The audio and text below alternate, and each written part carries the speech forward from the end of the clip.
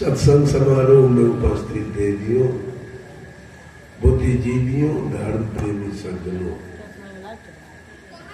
सदगुरु कबीर तमाम दुनिया के लोगों से पूछना चाहते हैं, भजो तो को है भजन को, तजू तको है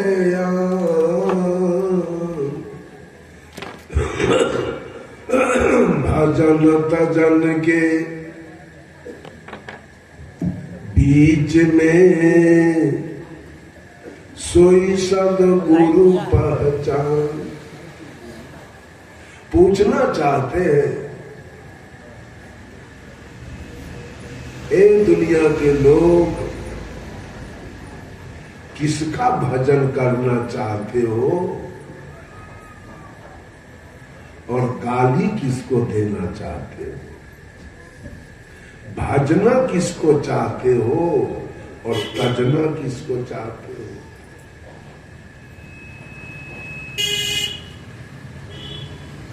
बंधुओं, आगमन ही प्रस्थान का कारण होता है, जन्म लेना ही मृत्यु का कारण होता है, बढ़ना ही बुताने का कारण होता है, झरना ही झरने का कारण होता है, रात ही दिन का कारण होता है, हंसना ही रोने का कारण होता है और मित्रता ही शत्रुता का कारण होता है और भजना ही तजने का कारण है। बोलिए, आप अपने जीवन में सुख शांति के लिए किसका भजन करना चाहते हैं और तजना किसको चाहते हैं? जो भजते हैं वो तजते हैं। कितने भगवान की कल्पना की गई है, भगवान कितने हैं?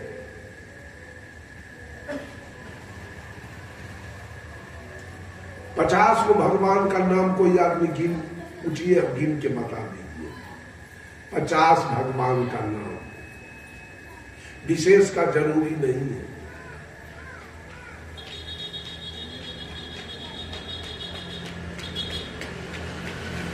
कोई आदमी 50 भगवान का भजन करते हैं, 56 करोटी छोड़ दीजिए, 50 को भगवान का भजन करने वाले उठिए, खड़ा हो जाइए। ये भजन नहीं, ये भक्ति नहीं, ये मुक्ति नहीं, ये सुख शांति नहीं। पूरी दुनिया राग द्वेष की अग्नि में जल रही है। राम के भजने वाले आज भी रावण को गाली पड़ते हैं। रावण आपका क्या किया? मूली उखाड़ लिया था। कबीरपंथी लोग, पारखी लोगों को मैं देखा है एक तरफा बात करते हुए राम की बड़ाई करेंगे और रावण का निंदा शिकायत करेंगे। ये बातें चल रही है। गोस्वामी तुलसीदास जी ने लिख दिया रामचरित्र मानस में कि रावण बहुत बड़ा पापी था। आज तक ये समाज नारा लगा रहा है, रावण बहुत बड़ा पापी। देखा किसी ने नहीं, द्वेष है। राम के प्रति सारे लोगों को राग है और रावण के प्रति हर व्यक्ति के हृदय में द्वेष है। इनका हृदय चल रहा है रावण के नाम से। जिसके अंदर में राग और द्वेष बैठा हो वो आदमी मुक्ति पाएगा क्या? वो आदमी मुक्ति पाएगा राग द्वेष वाला? एक दिन भी कोई आदमी, इधर महिलाएं बैठी है, इधर पुरुष बैठे हैं, एक दिन भी कोई रावण का नाम लिया है? तो एक आदमी ने कहा रावण बहुत बड़ा पापी था। मैंने कहा आपने देखा था? रावण पापी था, आपने देखा? और राम बहुत बड़े धर्मी व्यक्ति थे, आपने देखा है क्या? कोई है देखने वाला? लिखी हुई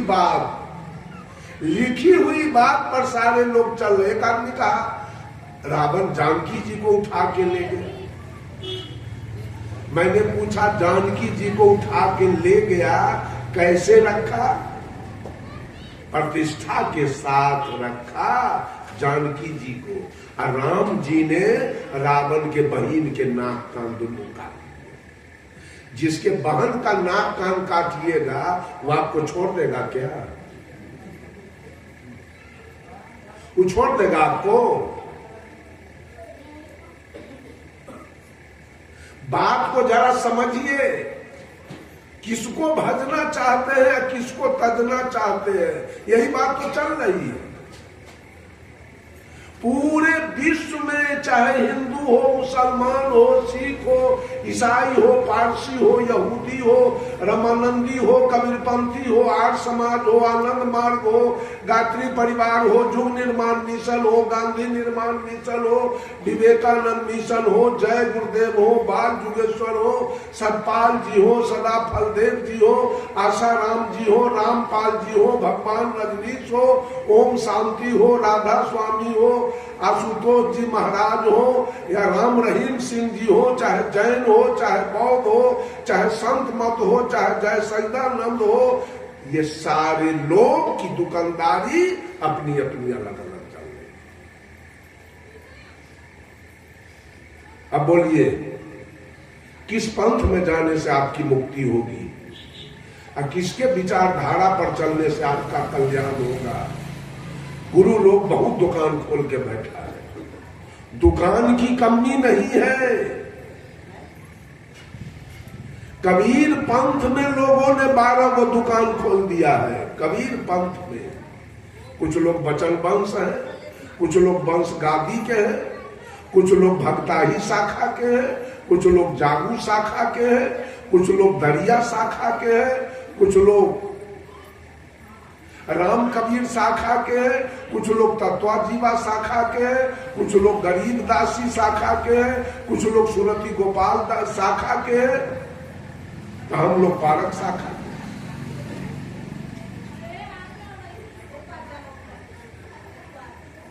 भगवान राम जिंदा थे तो रामानंदी पंथ चल रहा था, मर गए तो 4 दल में बट गया। निम्काचार्य, शंकराचार्य, रामानंदाचार्य और माधवाचार्य। इन चारों में से किसको भजने वाला मुक्ति पाएगा, किसके जीवन में सुख शांति आएगा? भगवान बुद्ध जिंदा थे तो बौद्ध धर्म था, मर गए तो 2 दल में बट गया, हीनयान और महायान। अब हीनयानी तरेगा कि महायानी तरेगा? वर्धमान महावीर जिंदा थे तो जैन धर्म, मर गए तो कुछ लोग श्वेतांबर और कुछ लोग दिगंबर। ये क्या खेला चल रहा है? क्या मुक्ति हो रही है? श्रीमद् भागवत कथा कहवा लिए, अच्छा है कहवा लिए, कृष्ण का कथा हो गया, राम का कथा तो नहीं हुआ। राम तो आपसे खुश नहीं होंगे, राम आपको मुक्ति नहीं होने देंगे। कृष्ण जी 2-4 नदी पार करेंगे, अब 5वां नदी पर कहीं राम मिल गए तो सारा मिर्गी आपका उतार देगा, आप बैकुंठ जाइएगा सतलोक। आप पक्षपात की बात करने चले हैं, कोई राम के भजे, कोई कृष्ण के भजे, कोई काली के भजे, कोई दुर्गा के भजे, कोई ब्रह्मा के भजे, कोई विष्णु के भजे, कोई महादेव के भजे, कोई किसी को भजे, कोई किसी को भजे। एक पिता के 5 पुत्र हो, अब पिता एक पुत्र को सारा जायदाद रजिस्ट्री कर दे तो बचा हुआ 4 बेटा पिता का आरती उतारेगा क्या? कि थूथना थूर देगा पिता की, छोड़ देगा? तो आप एक का भजन करते हैं, एक इतना देवता में से एक का भजन करते हैं। रामा रामा हरे हरे, हरे कृष्ण हरे हरे। राम 1, कृष्ण 2, हरे माने महादेव 3। ये 56 कोटि में से 3 गो देवता के नाम आप लेते हैं। अब बच गया सो आपसे खुश रहेगा? हमारे इलाका में, समस्तीपुर जिला में एक गांव, उस गांव में जादव लोग थोड़ा ज्यादा है और उस गांव में तंबाकू की खेती होती है। बड़ा महंगा बिकता है, 10,000 के कट्ठा तंबाकू बिकता है। पैसे वाले लोग सब। कट्ठा मतलब कितना किलो? 4.5 डिसमिल, 5 डिसमिल का एक कट्ठा, 9 डिसमिल के 2 कट्ठे, घटते जाता है। इतना महंगा। सारे यादव लोग कबीर मत से जुड़े थे, लेकिन दुविधा में रहने वाले। इधर साहेब बंदगी, इधर प्रणाम पंडित, दोनों चल रहा था। जो दुविधा में रहेंगे उनके जीवन में कभी सुविधा नहीं आ सकती है, याद कर लीजिए। दुविधा वाले सोच लीजिए, जिसके जीवन में दुविधा है उसके जीवन में सुविधा कभी नहीं। माह का महीना था, यही तंबाकू कट रहा था और पंडित जी आ गए। जादव लोगों से कहा, जजमान अष्टजाम बहुत दिन से नहीं हुआ। अष्टजाम समझते हैं? 24 घंटा होता है। रामा रामा हरे हरे, हरे कृष्णा हरे हरे, 24 घंटा। कहा अष्टजाम, उसका नाम है अष्टजाम। जाम माने पहर, 8 पहर। तो यादव लोग कहा फिर क्या हर्जा है, होगा। रसीद छपा के आ गया, बैनर पोस्टर बन गया। खेते खेत चंदा बना गया, 1.5 लाख रुपया हो गया। अष्टजाम शुरू हो गया। बीच गांव में 10 घर मुसलमान उस जादवे लोगों से कच्चा तंबाकू खरीद के और उसको बना उना के सुखा के पानी दे के अपना बाजार में बेच के बिजनेस व्यापार करने वाला। उसके पास तंबाकू झांकने के लिए 10-20 को तिरपाल था। जादव लोग कहा, मौलवी साहब जरा तिरपाल दीजिए। कहा क्या करना है? अष्टजाम में कुछ बिछा देना है लोगों को बैठने के लिए, कुछ खड़ा भी करना। मौलवी साहब सारा तिरपाल दे दिया। अष्टजाम शुरू हो गया। जब 2-4 घंटा हुआ, पूरब के दिशा से, पूरब और उत्तर के दिशा से बिजली चमकने लगी और बादल गरजने लगा और मौलवी साहब का 1-2 बीघा तंबाकू कटा हुआ था कच्चा। मौलवी साहब को तो मिर्गी चढ़ने लगा।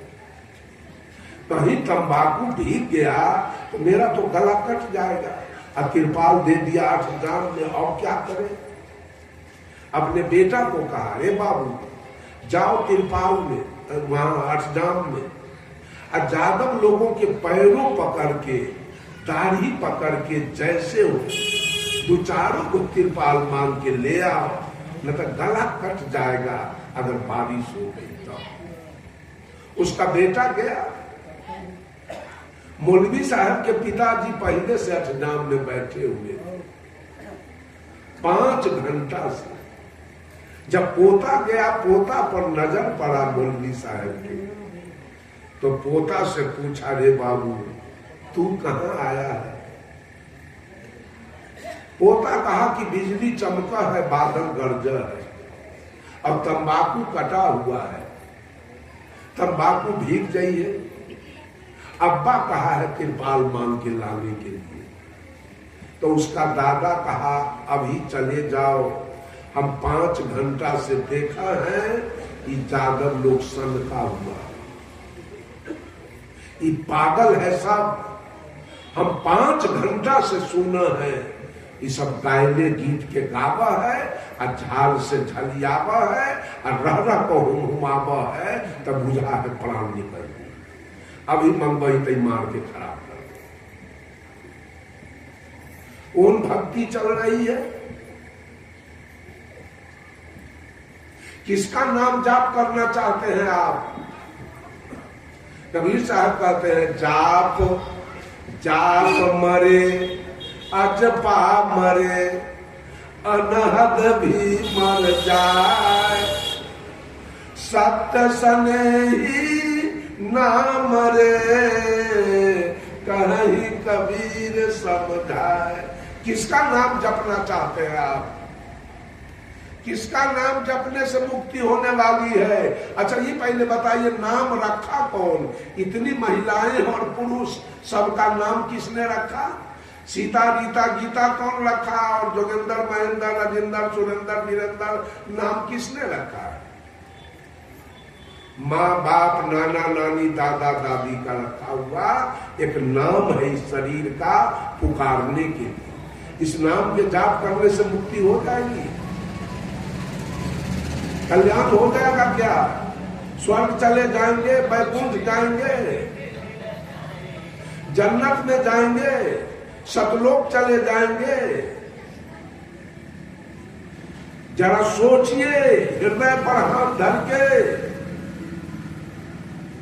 कौन सी भक्ति आपकी चल रही है? सारे लोग पक्षपात में लगे हुए हैं। साहब कबीर ने मुसलमानों से कहा,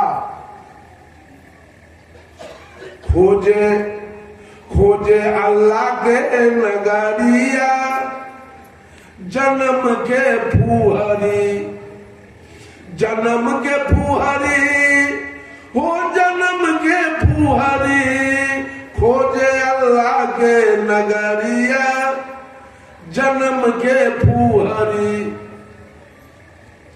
पांचों वक्त नमाज गुजारे, राखे 30 रोजा, पांचों वक्त नमाज गुजारे, राखे 30 रोजा। घट के अंदर खुदा बसत है, तिनको कभी न खोजा, घट में छाई है अंधियारिया, जन्म के फुहरी। कलमा पढ़े रहीम पुकारे, दिल में रहम न लाई, कलमा पढ़े रहीम पुकारे, दिल में रहम न लाई। घट के अंदर नूर बसत है, तिनकर खबर न पाई, पर गए माया के लहरिया, जन्म के फुहरी। रे हाथ में हजरत कदम रसूले, नैन में नबी विराजे, हाथ में हजरत कदम रसूले, नैन में नबी विराजे। मन मक्का काया है काबा, सिर पर अनहद बाजे, खोल के देखा न केवड़िया, जन्म के फुहरी। खोजे अल्लाह के नगरिया, जन्म के फुहरी। कुरान से मुक्ति मिलेगा कि रामायण से? बाइबिल से मुक्ति मिलेगा कि गुरु ग्रंथ से? मोछ वाला तरेगा कि दाढ़ी वाला? ये टीकी वाला तरेगा कि सुन्नत वाला? धोती वाला तरेगा कि लुंगी वाला? लोटा वाला तरेगा कि बधना वाला? पूरब घूमने वाला तरेगा कि पश्चिम वाला? कौन तरने वाला है? मंदिर वाला तरेगा कि मस्जिद वाला? एक पक्षी ये बात करते हैं, एक पक्षी ये ढोल बजाते हैं, एक पक्षी ये सुख शांति की बात करते हैं। साहब कबीर कहते हैं, हंसा तू तो सबल था, हल्की अपनी चाल, रंग कुरंगे रंगिया, त्योर किया लगबार। ए हंस, उस बच्चे को जो अभी मां के गर्भ से बाहर आया है, उस बच्चे को सदगुरु कबीर ने हंस कहा है। ये बच्चा हंस के समान। हंसा तू तो सबल था, जिस दिन तू मां के गर्भ से आया था, उस दिन तेरे अंदर कोई जातीयता की भावना नहीं, कोई सांप्रदायिकता की भावना नहीं थी, कोई छुआछूत की भावना नहीं थी, कोई अमरण समरण की भावना नहीं थी। कोई नीच ऊंच की भावना नहीं थी, कोई छुआछूत की भावना नहीं थी, कोई गोरे काले की भावना नहीं थी।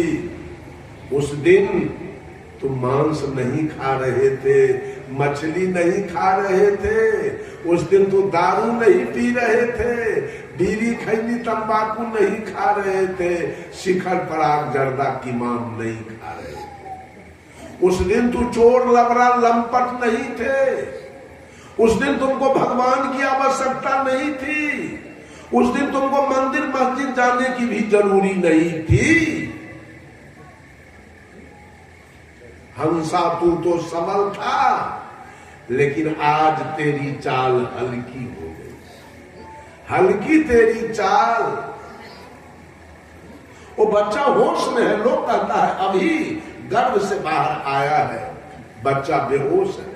सदगुरु कबीर कहते यही बच्चा तो होश में है, बेहोशी जवानी में आ गई। आप बेहोश हुए हैं जवानी में आने के बाद। जवानी में बीड़ी पीना सीखा है, सिगरेट पीना, गांजा पीना, दारू पीना, मांस खाना, मछली खाना, चोरी करना, दलाली करना, बेईमानी करना, घूसखोरी करना, दूध में पानी मिलाना, आटा में चोकर, घी में डलडा और चावल में कंकर मिलाना, ये सारे कुकर्म जवानी में हुआ।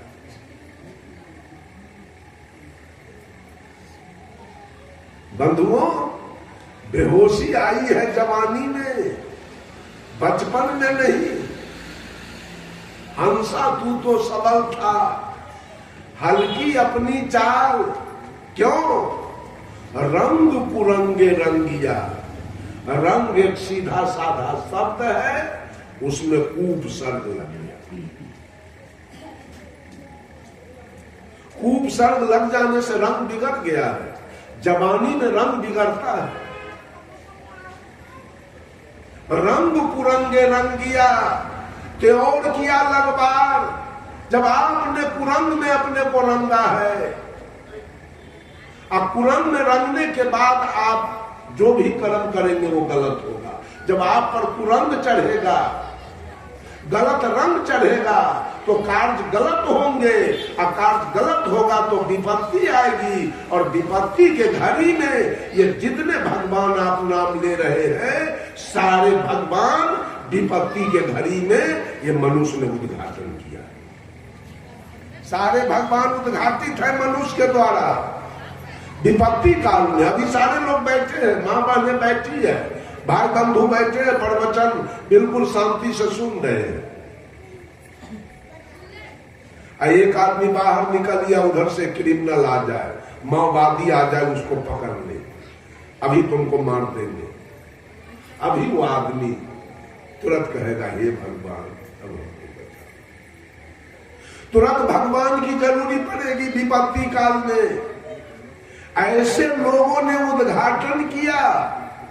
अमेरिका के लोगों ने कुछ और भगवान का उद्घाटन किया, रूस के लोगों ने कुछ और भगवान का उद्घाटन किया, चीन के लोगों ने कुछ और भगवान का उद्घाटन किया, नेपाल के लोगों ने कुछ और भगवान का उद्घाटन किया, लंका के लोगों ने कुछ और भगवान का उद्घाटन किया, बिहार के लोगों ने कुछ और भगवान का उद्घाटन किया, छत्तीसगढ़ के लोगों ने कुछ और भगवान का उद्घाटन किया, पंजाब के लोगों ने कुछ और भगवान का उद्घाटन किया, और बंगाल के लोगों ने कुछ और भगवान।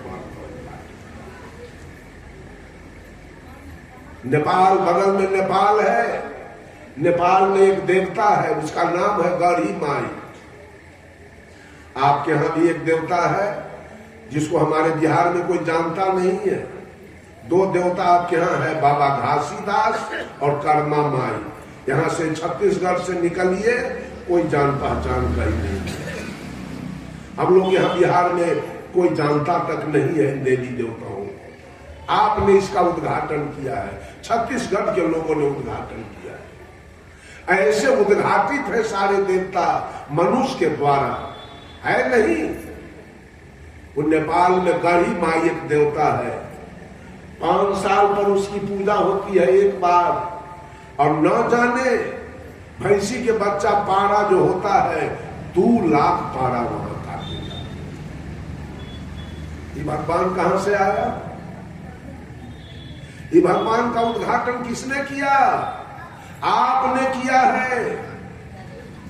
अगर आप रात्रि में कहीं जा रहे हैं, श्मशान मिल गया, भयभीत हो गए भूत से, तो तुरंत आप भगवान का नाम लेते हैं। जय हनुमान ज्ञान गुण सागर, जय कपीस तिहु लोक उजागर, रामदूत अतुलित बल धामा, अंजनी पू।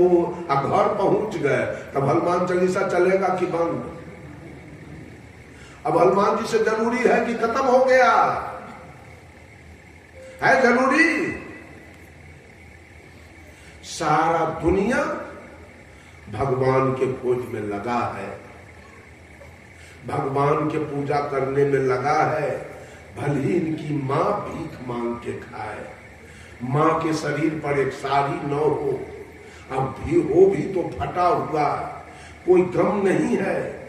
बाप भले ही भीख मांगे, मजदूरी करके खाए, लेकिन देवी और देवता का पूजा होना चाहिए। किसने बनाया मंदिर? अगर भगवान एक होते तो या तो मंदिर बनता और नहीं तो मस्जिद बनता। अगर एक होते तो गिरजा बनता, नहीं तो गुरुद्वारा बनता। ये चार कहां से आ गया? भोजन सबको चाहिए, हिंदू मुसलमान सिख ईसाई चारों को भोजन चाहिए, पानी चारों को चाहिए। सबके घर में बाल बच्चे पैदा होते हैं, सबके घर में लोग मरते हैं, सबके घर में विवाह शादी होता है, सबके घर में नौकरी चाकरी बिजनेस व्यापार खेती बाड़ी माल मवेशी लोग पालते हैं, सब कुछ। अच्छा, मुसलमान बीमार पड़े तो दवा चाहिए कि डंटा? क्या चाहिए? दवा चाहिए ना। हिंदू को दवा चाहिए और मुसलमान को भी दवा चाहिए, सिख को, ईसाई को भी दवा चाहिए, सब कुछ बराबर। अच्छा, जैसे हम लोग जन्म लिए माता पिता के द्वारा, उसी तरह वो मुसलमान सिख ईसाई सब जन्म लिया। जैसे हम माँ के गर्भ से जिस रास्ते से आए, उसी रास्ते से सब आया ना। साहब कबीर कहे, आए एक के देश से उतरे के घाट, हवा लगे यही देश के हो गए 12 बार। और कवि रामधारी सिंह दिनकर बिहार के बहुत उच्च कोटि के कवि हुए। रामधारी सिंह दिनकर, इनकी लिखी हुई बहुत पुस्तकें हैं। उन्होंने लिखा रश्मि रथी में, मैं कहता हूं अगर विधाता नर को अपने मुट्ठी में भरकर कहीं फेंक दे ब्रह्मलोक से इस भूमंडल पर, फिर भी मनुज विभिन्न जातियों में यहाँ आएगा। नीचे है क्यारियां बनी तो भला बीज कहां जाएगा। सब कुछ बराबर है। जब सब कुछ बराबर है तो भगवान वाला दस्तावेज चार कैसे हो गया? हिंदू के अलग, मुसलमान के अलग, सिख के अलग और ईसाई के अलग, कैसे हो गया? ये बुनियादी बातों पर जरा ध्यान देखिए। अच्छा, जिस समय आप जन्म लिए मां के गर्भ से, आप हिंदू थे कि मुसलमान, सिख थे कि ईसाई, क्या थे आप? बोलिए, ईमानदारी से बोलिए। तो उस समय क्या थे आप? उस समय आप इंसान थे। आप उस समय इंसान थे, चूंकि प्रकृति इंसान को पैदा करती है। आप इंसान बन के आए थे, शैतान बनाया गया। हिंदू बनने का मतलब शैतान, मुसलमान बनने का मतलब शैतान, और सिख बनने का मतलब शैतान, और ईसाई बनने का मतलब शैतान। मन पवित्र था मेरा, जब जहां में आए थे धर्म कर्म कुछ न थे, अपने न पराए थे, लेकिन अब हम बेहोश हो गए। जब से होश संभाला है, पहले से जो डूबा था वो हमको भी धकेला है। आप पहले से हिंदू बन के यहां बैठे हैं। आपके घर में जो बच्चा जन्म लेगा वो क्या बनेगा? उसको तो हिंदू बनना है। पहले से जो डूबा है वो हमको भी धकेला है। इंसान बन के आए, शैतान बन गए, अपना अपना भगवान भी अलग अलग कर लिए। हिंदू के घर में जन्म लिए तो पंडित जी आ गए, रउआ आ गया, सत्यनारायण भगवान के कथा हुआ, लड़का का मुंडन किया, एक टीकी छोड़वा दिया और भी बच्चा हिंदू।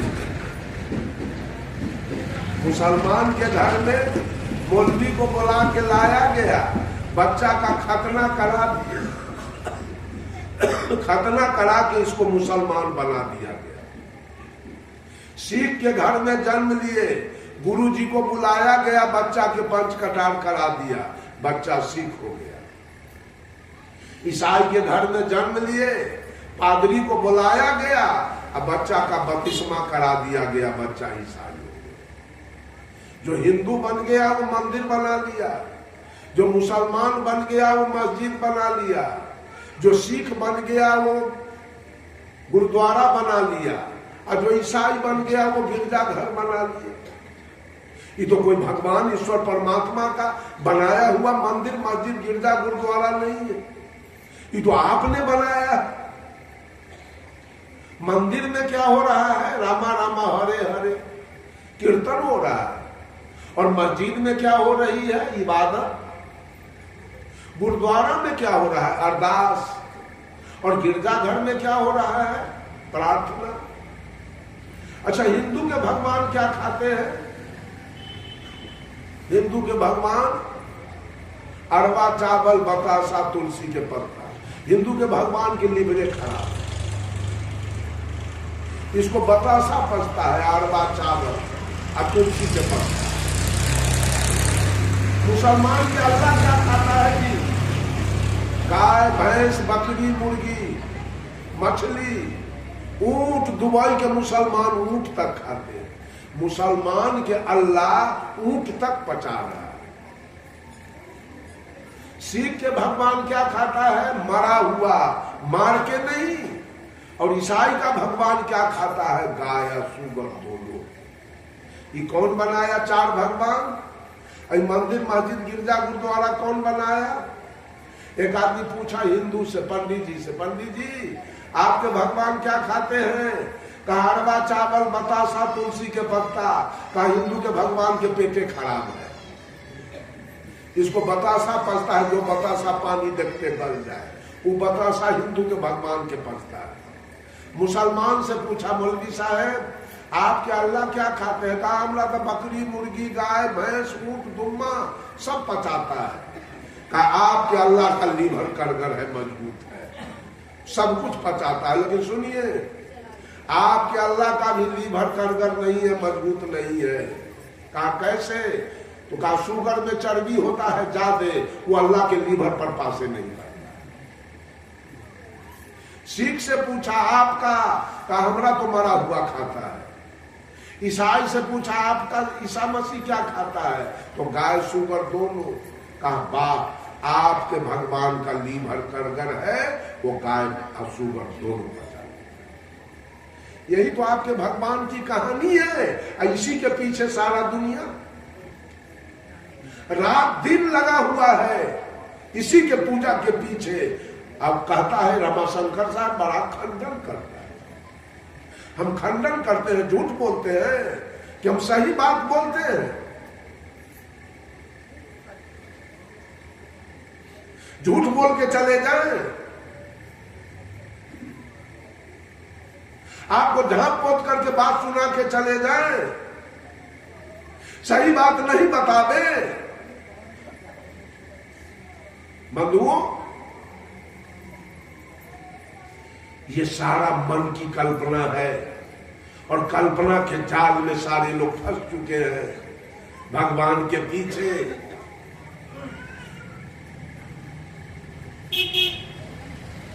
राम को, राम भजने वाले को, राम भजने वाले को रहीम से नफरत है, और कृष्ण को भजने वाले को करीम से नफरत है। महादेव के भजने वाले को मोहम्मद से नफरत है, और हरि के भजने वाले को हजरत से नफरत है। ब्रह्मा के भजने वाले को बिस्मिल्लाह से नफरत है, और बजरंग बली के भजने वाले को मोहम्मद अली से नफरत है। मक्का जाने वाले को मथुरा से नफरत है, और काबा जाने वाले को काशी से नफरत है, और गंगा नहाने वाले को जमजम से नफरत है। कौन तरेगा वो तो बताइए। बिना टीकी वाला तरेगा कि टीकी वाला कौन तरेगा? किसकी मुक्ति होने वाली है? मंदिर वाला तरेगा कि मस्जिद वाला तरेगा? किसका कल्याण होने वाला है? सब सोचिए। कहीं से आपका कल्याण होने वाला नहीं है जब तक आप अपने आप को नहीं समझेंगे, और अपने माँ और अपने पिता और अपने सदगुरु और आए हुए अतिथि का जब तक आप सत्कार नहीं करेंगे, आपका कल्याण नहीं।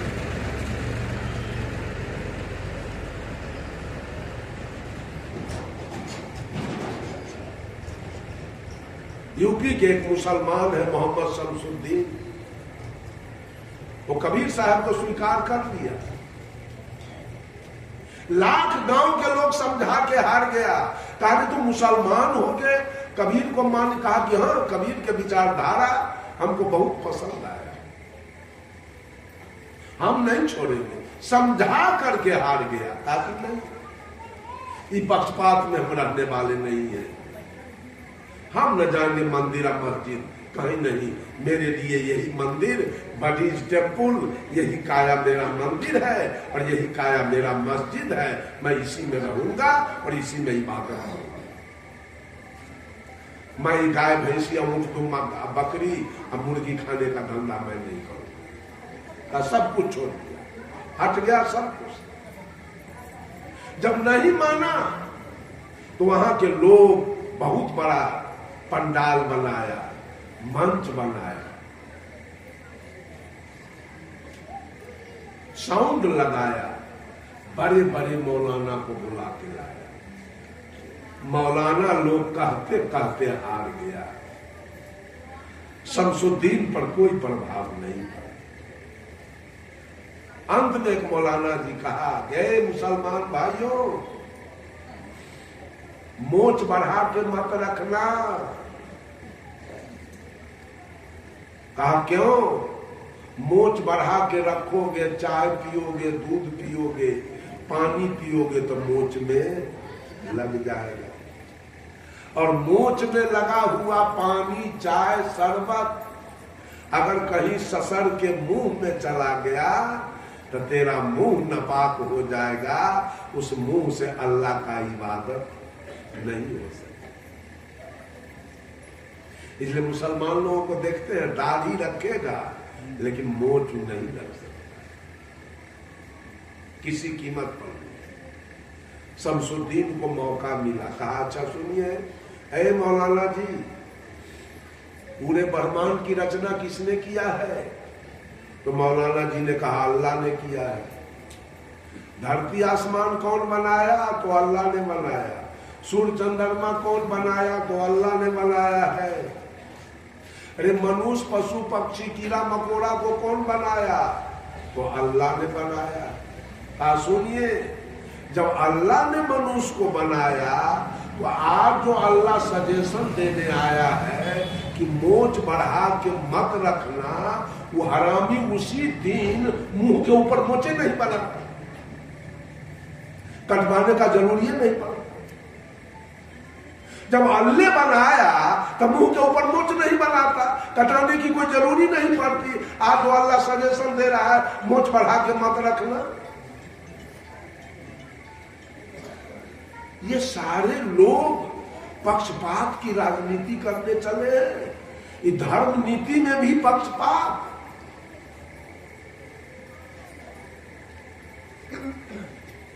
आपने अपने दरवाजे पर राम जी का मंदिर बना लिया, अच्छा है, ठीक किया।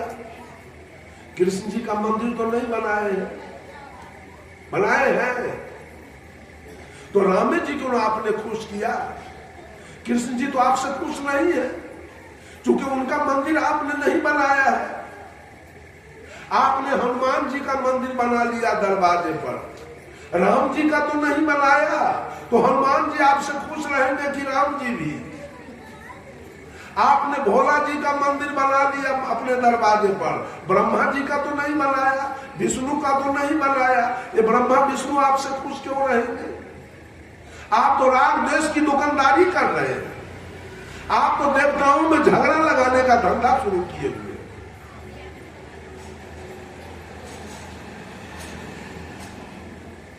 और सब देवी देवता जितना आपने कल्पना किया उस सबको खुश करने का आपके पास ताकत नहीं है, हिम्मत नहीं है। तो किसका किसका पूजा करना चाहते हैं? किसको किसको खुश करना चाहते हैं? विश्वकर्मा जी अलगे को है, लक्ष्मी जी अलग है, सरस्वती जी अलग है, दुर्गा जी अलग है, पार्वती जी अलग है, काली जी अलग है, सोखा अलग है, कारिक अलग है, ब्रह्मा विष्णु महेश अलग है। अरे मुसलमान में तो है एक अल्लाह, सिख में है एक गुरु नानक, ईसाई में है एक ईसा मसीह, लेकिन अपने हिंदू समाज में जरा देखिए तो क्या तमाशा लोग लगा के रखा है। सारे लोग दिन भ्रमित हो रहे हैं। हिंदू में एक पादरी जी थे, पादरी जी नित्य दिन गिरजा घर पर जाकर प्रवचन दिया करते थे। ए दुनिया के लोग, भगवान पर विश्वास करो और पुण्य कर्म करो, तुम्हारी मुक्ति हो जाएगी, तुम्हारे जीवन में सुख शांति आ जाएगी, तुम्हारा मोक्ष हो जाएगा, तुम्हारा कल्याण हो जाएगा। एवं प्रकार से प्रवचन पादरी जी का चलता रहा। 1-2 साल जब हो गया तो एक कबीरपंथी साधु गया पादरी जी के निकट, कहा पादरी जी 2 साल से मैं आपका प्रवचन सुन रहा हूं और 2 बात पर आप अधिक बल देते हो, भगवान पर विश्वास करो और पुण्य कर्म करो, तुम्हारी मुक्ति हो जाएगी, तुम्हारे जीवन में सुख शांति आ जाएगी। यही दोनों बात का जवाब आज हमको चाहिए, इसीलिए मैं आपके निकट आया हूं। तो पादरी जी ने कहा बोलो क्या चाहिए? कबीरपंथी साधु ने कहा कि जो रात दिन भगवान का पूजा करे, जल चढ़ावे, अगरबत्ती बारे, कुछ नाम का जाप करे और वो आदमी कर्म बढ़िया न करे, उसकी क्या गति होगी? अब जो एक दिन मंदिर न जाए, एक दिन भगवान का पूजा न करे, एक दिन जल न चढ़ावे और वो आदमी केवल कर्म अपना बढ़िया करे, उसकी क्या गति होगी? पादरी का मुंह बंद हो गया। का इसका जवाब मैं नहीं जानता। अरे तू ही प्रवचन करते हो, तू ही बोलते हो, आपने बोले हुए बात का जवाब नहीं जानते हो तो दुनिया को बेवकूफ समझते हो क्या? दूसरे को सुनाने के लिए आते हो? खबरदार, अगर जवाब नहीं देते हो तो कल से तेरा प्रवचन बंद रहेगा, प्रवचन नहीं होने दिया जाएगा। पादरी जी को बड़ा कष्ट हुआ, अब तो मेरा प्रवचन ही नहीं होने देगा। कहा कबीरपंथी साधु से, बाबा एक काम करो। कहा बोलो। 2 दिन का छुट्टी हमको दो, हम बूझ विचार के आपको जवाब दे देंगे। कबीरपंथी साधु कहा 2 दिन नहीं, मैं 5 दिन का छुट्टी आपको दिया, आप जाइए बूझ विचार के जवाब दें। पादरी जी अपने घर चले गए और नित्य दिन शाम में भोजन के पश्चात जब बिछावन पर सोने के लिए जाते थे तो जवाब के लिए चिंतन करते। चिंतन करते करते 11-12 बज गया रात, कोई जवाब नहीं आया, नींद आई और पादरी जी सो गए। 4 रात का समय ऐसे बीत गया सोने में। आज अंतिम रात है, आज अंतिम रात है, 5वां रात। पादरी जी मन में सोच रहे कल वो कबीरपंथी साधु जवाब मांगेगा। अब जवाब कुछ आया नहीं, कल हम उसको कौन जवाब देंगे। आज बेचारा विशेष चिंतन में पड़ा हुआ है। चिंतन करते करते 2, 2:30, 3 बज गया भोर, लेकिन कोई जवाब नहीं आया। नींद आई, निद्रा आई और पादरी जी सो गए। सोने के बाद पादरी जी सपना देखने लगे। ये दृष्टांत है, ये कबीर का सिद्धांत नहीं है, याद कर लीजिए सब लोग। दृष्टांत कुछ झूठ साँच हो सकता है, लेकिन सिद्धांत जो कबीर का है वहां झूठ का कोई गुंजाइश नहीं। कबीर चमत्कारी नहीं बोलते हैं, कबीर झूठ नहीं बोलते हैं, कबीर बलगलाने की बात नहीं करते हैं, कबीर किसी को श्राप नहीं देते हैं, कबीर किसी को वरदान भी नहीं देते। कोई चमत्कार नहीं मिलेगा कबीर के वाणी में, 1 लाख पैसा नहीं। ये दृष्टांत है। पादरी जी सपना देखने लगे।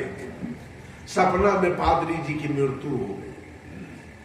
पादरी जी मर गए तो जमराज आया, कहा पादरी जी आपका समय पूरा हो गया, अब आप चलने के लिए तैयार हो जाइए। पादरी जी ने जमराज से पूछा हमको कहां ले चलोगे आप। जमराज ने कहा आपको मैं स्वर्ग ले चलूंगा। पादरी जी तो गदगद हो गया, बात जाना है तो स्वर्ग।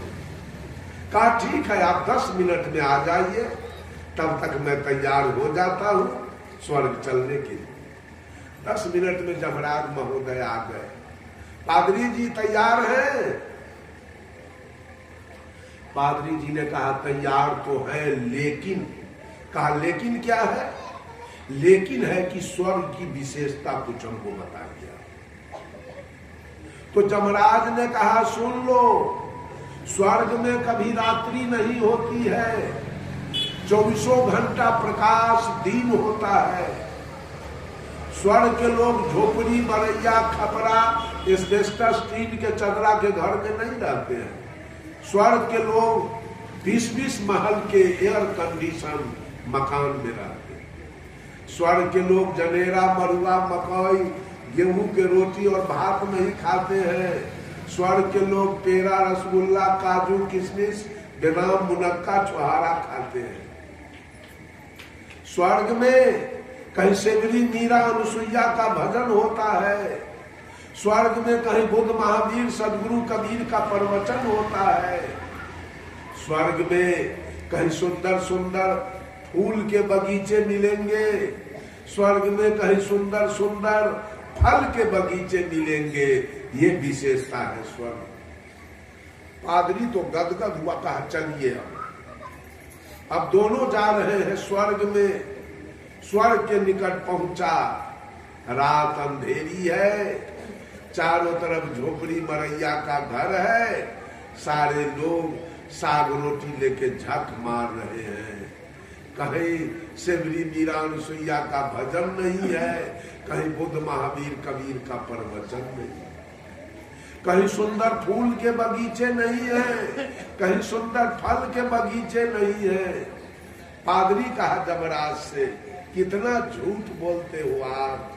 कहा स्वर्ग ले चलेंगे, स्वर्ग की ये विशेषता है। अरे आपका स्वर्ग तो नरक से बदतर है। पादरी कहा जमराज से एक काम करो, आपका स्वर्ग तो मैंने देख लिया, अब जरा आप अपना नरक तो दिखाओ। जमराज कहा नरक देखोगे? कहा जी चलो। अब दोनों जा रहे हैं नरक में। नरक के निकट पहुंचते पहुंचते पूरा दिन है, चारों तरफ 10-20 महल के एयर कंडीशन मकान झलक रहा है। चारों तरफ से सेवरी, मीरा, अनुसुईया का भजन चल रहा है। चारों तरफ बुद्ध, महावीर, सदगुरु, कबीर का प्रवचन हो रहा है। चारों तरफ सुंदर सुंदर फूल के बगीचे, लाल, पीले, हरे, नीले, चारों तरफ सुंदर सुंदर फल के बगीचे दिखाई दे रहे। पादरी कहा जमराज से, कितना झूठ बोलते हो आप। जिसको आपने स्वर्ग कहा था वो नरक से बदतर है, और जिसको आपने नरक कहा था वो स्वर्ग से बढ़कर है। ऐसा क्यों?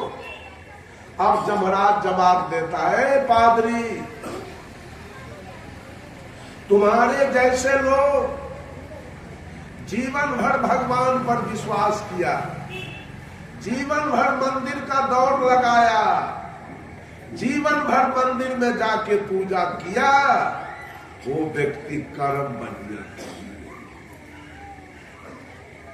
मंदिर में जाने वाले लोग कैसे होते हैं? भरोसा पर जीते हैं, भरोसा पर। कोई गलती भी होगी तो भगवान क्षमा करेंगे, इसलिए कि मैं उनका